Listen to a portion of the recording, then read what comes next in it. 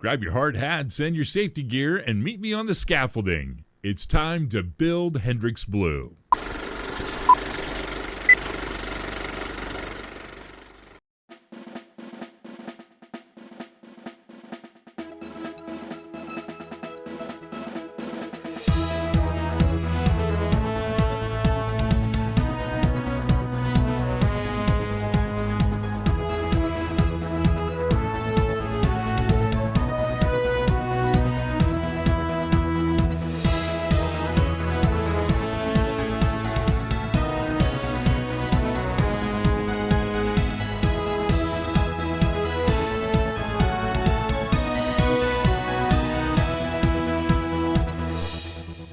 Hi, I'm Frank, and thanks for joining me for the premiere episode of Building Hendricks Blue, the podcast for Hendricks County Democrats. The purpose of this production is to share news of your local party, including upcoming events and showcase Democratic candidates and office holders. Plus, the one major goal, turning Hendricks County blue. Let's get started. The most recent meeting of the Hendricks County Democratic Party was June 9th. At that meeting, the chair of the Indiana 4th Congressional District, Matt Mayer, addressed the group. Matt started his presentation by thanking the state party for making the recent convention a better, more upbeat experience for the delegates. He urged those who were disappointed with the outcome of the candidates selected to put their love of the party over their personal disappointment. He spoke of the qualifications of each state candidate and shared his excitement over the ticket as a whole. He also praised the local candidates already on the ballot, but added, "We need more." We need more local candidates. These township boards, school board, these are not high dollar offices. You're not going to spend a lot of money to run for school board. I ran twice and spent $0 both times. These township trustee advisory boards, very small geographical areas. If you can walk and knock, you will not have to spend money on those races. We need candidates on the ballot. During his speech, he took several questions from the assembled and stressed the need to get out the Hendricks County vote for the November general election. Matt said this year was the best opportunity in a long time for Democrats in Indiana, but no one was just going to give us those offices. We have to take them. Also announced was the local plan for an aggressive Get Out the Vote campaign this fall, kicking off June 11th for the first of several phone banking sessions. The entire plan includes a texting campaign, sending out mailers, and canvassing through the more populous areas of the county. Some candidates have already started knocking doors. Also included in the Get Out the Vote campaign is a social media blitz on as many different platforms as possible. Chair Linda Lassiter gave a report on the recent convention held June 6th in Indianapolis. At the event, Dems chose Bo Bai to be its candidate for Secretary of State. Bo is a Marine veteran, 7th-generation Hoosier, Harvard graduate, and local attorney. Also selected at the convention was State Comptroller candidate Jessica Bailey. Jessica is the current Porter County Clerk, where she is currently serving her second term. She was named 2023 Clerk of the Year by the Association of Indiana Counties. Finally, Kumba Kebe was picked to be the representative for the party in the race for state treasurer. Kumba is a first-generation American and currently serves as a public health professional. U.S. Senator Alyssa Slotkin from Michigan, a former CIA analyst and 6-year veteran of the U.S. House, was the keynote speaker at the dinner. She talked about how hard it is to be a Democrat in Indiana.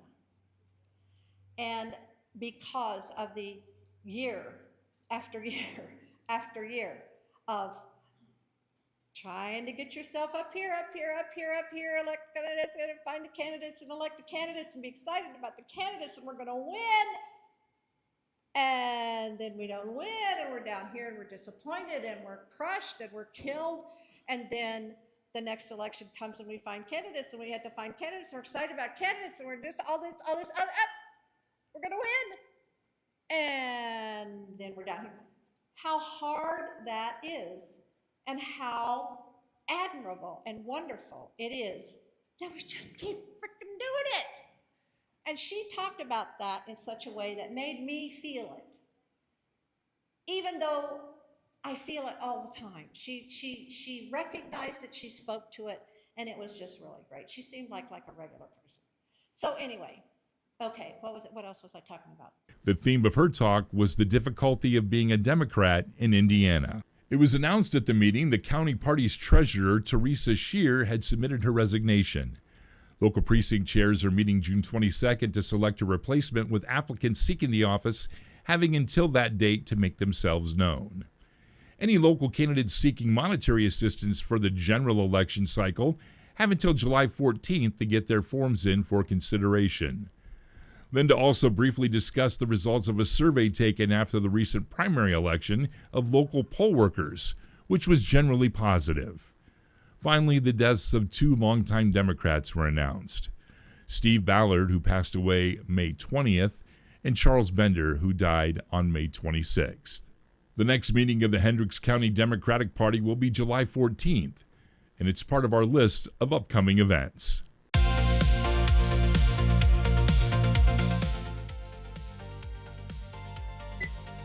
If you are a candidate with an event you'd like featured on our list, send it to me at frank@buildinghendricksblue.com.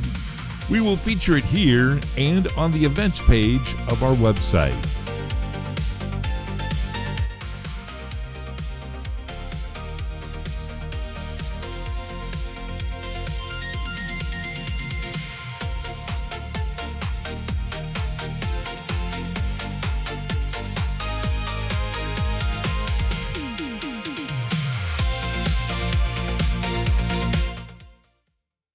ProPublica recently reported that as a result of President Trump's Big Beautiful Bill, almost 1.75 million Americans no longer have SNAP benefits, with more than 770,000 of them being children.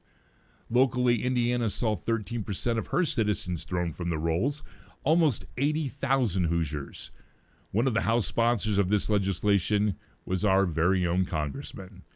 Jim Baird has been a U.S. representative for Indiana's 4th Congressional District since 2019. In the 7 years he's served our district, he's helped raise the national debt $16.5 trillion. That's right, trillion with a T. That's an increase of 75%. Baird has also been a cheerleader of the recent war with Iran, which drove up the cost of gas, food, and fertilizer. In summation, Baird has stopped representing us and now serves the Epstein class of the current administration. Drew Cox wants to change that.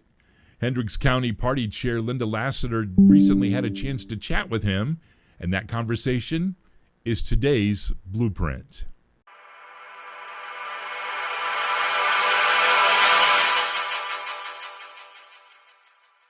Good evening. I am Linda Lassiter, the chair of the Hendricks County Democratic Party, and we are here this evening with Drew Cox. Drew is one of our candidates for Congressional District 4 to replace Mr. Baird. Drew is from Lafayette. Yep. He's a Marine. That's right. Discharged honorably in 2012. Mm-hmm. And what I loved about reading your biography is that you've got a lot of education and you spread it around all these great Indiana schools. Yeah. Yeah.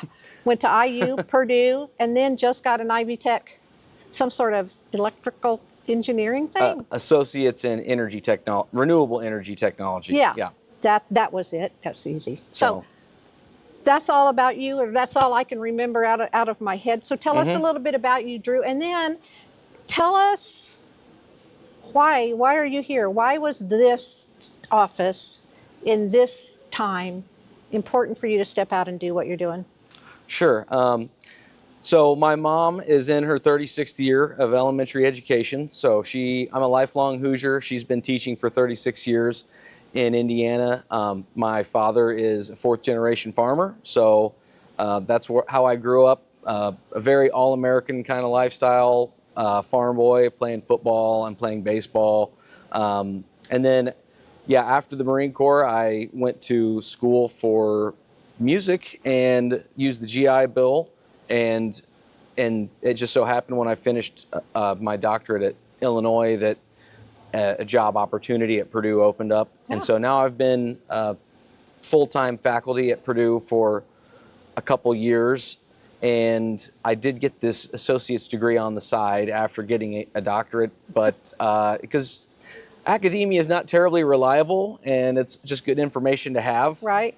So I've lived in Lafayette. I just bought a house a year ago, and it's been really like this time in my life, I've kind of started to get things that I've wanted, and I finish school and I get a job and I get a house. Mm-hmm. And then the election happened. Right.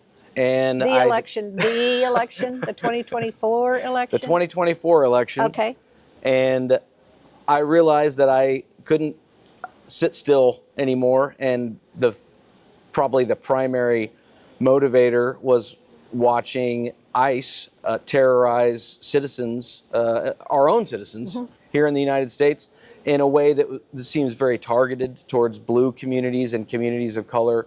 And I think that a lot of us need to stand up and do something about this, or it's our responsibility that nothing gets done about it. So that's one thing, that's the main thing, but we've obviously been on the road, and we've been on the campaign trail for almost a year now, and we've been listening to everyone what is important. And some of the things that are really important right now are data centers, and we need to elect members of Congress that are not bought and paid for. We need grassroots candidates that will ensure that these types of corporations come into our communities and work for our communities, or they're not allowed to come into our communities. Be a good, productive partner. Yes. Yeah.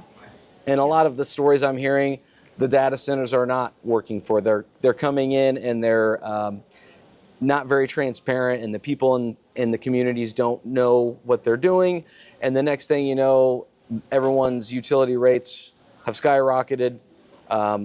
They're consuming 1 million or 2 million gallons of water per day, and they're not really actually creating very many jobs. So that's another thing. Affordable health care, an affordable economy. Our Congress is supposed to be in charge of tariffs. Yeah. They're not in charge of any. They're not in charge. They're not really even blowing their nose right now. It's hard to tell. It's hard to tell. So, and Congress is derelict in their duty of tariffs, and so these tariffs have been a cost that have just been passed on to everyday people. Everyday people are paying the costs of these tariffs. It's not the corporations. And healthcare is another huge one. Healthcare. My nephew was born with a heart defect, and he had Medicaid his whole life. He was born in 2012. In 2014, he had a heart transplant. So he's one of the youngest kids in the history of Riley to have a heart transplant. And then when the big beautiful bill passed over the summer, my sister and brother-in-law they got kicked off Medicaid. So after having it for 15 years. Right. And so now he takes 20 pills a day. I'm sure. And they have outrageous expenses. And so I'm fighting to, take care of all of Americans. The richest country in the world should take care as a primary consideration of all its citizens. Well, and I think too that to fight for regular people who are stuck in situations they had no control over, and they found themselves there, did what they could do, did what they had to do, paid whatever they needed to pay, and then end up with with nothing, with that kind of medical debt. Yeah, I saw this documentary in Lafayette, and it was about homelessness, and I'm trying to remember the name of this documentary, but it was an event that we all went to this church, and we watched this documentary, and we learned about what causes homelessness. And some of the stories were a guy that was a middle class, just doing fine, was hit by a drunk driver, and that driver didn't have insurance, and the medical bills turned into bankruptcy. So this guy became homeless because he was hit by someone else. And so I think we should take care of everyone. We have such great corporate profits. Corporate profits are not hurting. I'm sorry, you talk about ICE. I mean, what was it that they just approved not long ago? Like $15 or $18 billion for ICE Yeah. for, and think of what I think of when I hear that kind of money is how much childcare could that pay for? How much Yeah. health care could that pay for? And Yeah. yeah, I've heard that the ICE budget now exceeds the Marine Corps' budget. that wouldn't surprise me, I don't Which, think. I mean, in internal policing, I don't think there's any justification for that.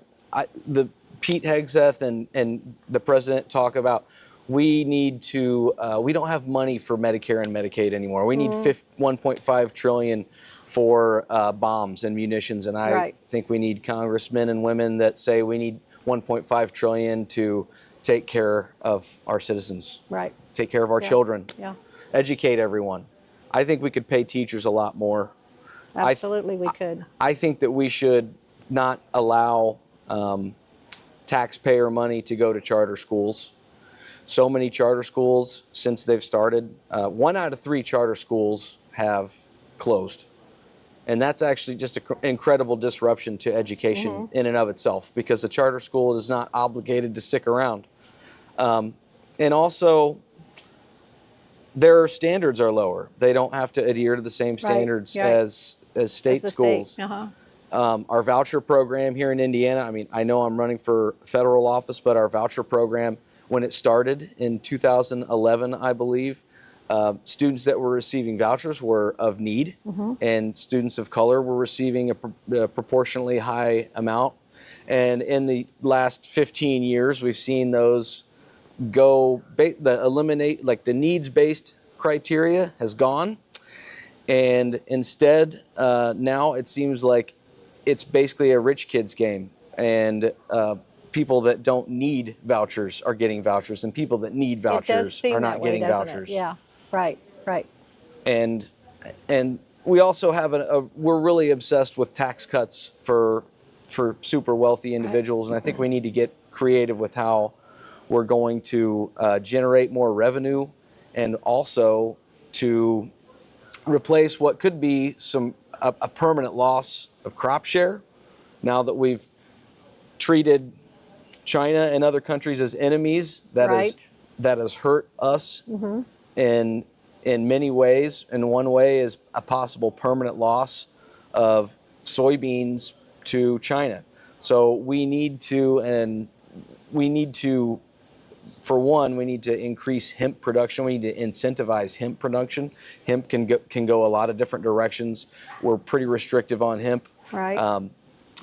My dad farms corn and beans, and he said he would switch to hemp like that if he had a buyer, if he had a market. Oh, yeah, okay, okay. Because corn and beans, you can drive any direction from your house and go to a grain bin and sell your corn and beans. Right, right. So we're set up really well for corn and beans. We're not really set up for hemp.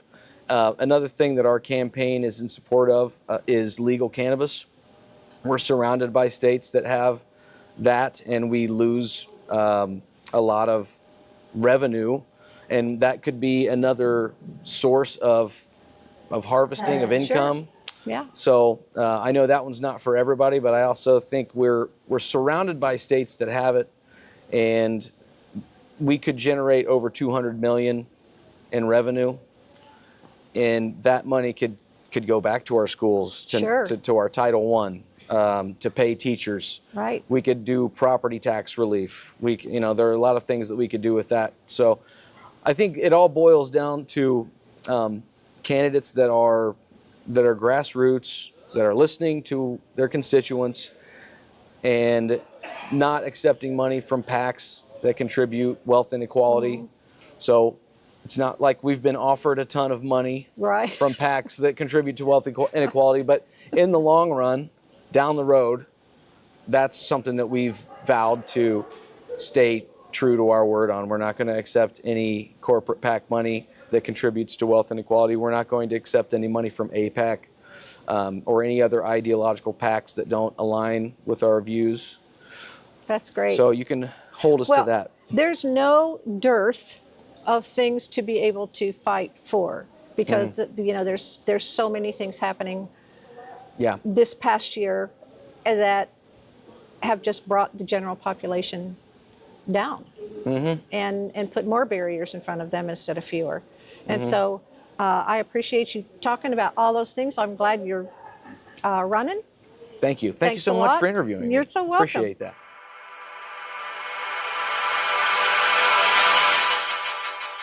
To find out more about Drew, check out his website, drewcox.org. And while we're on the topic of websites, we invite you to the Hendricks County Democratic Party's page, hendrickscountydemocrats.com. There you can get party news and upcoming events, sign up for the weekly newsletter, find out who the local committee members and precinct chairs are, see volunteer opportunities, and have a chance to donate to support local Democratic activities.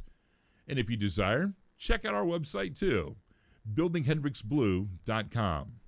While you're there, drop us an email and give us some feedback on how you enjoyed the show. And please like and subscribe to our podcast so you can see all future installments.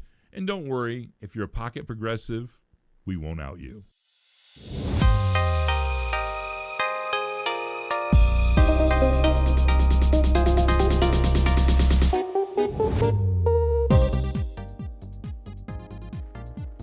You can also see this list of Democratic candidates on our website, buildinghendricksblue.com.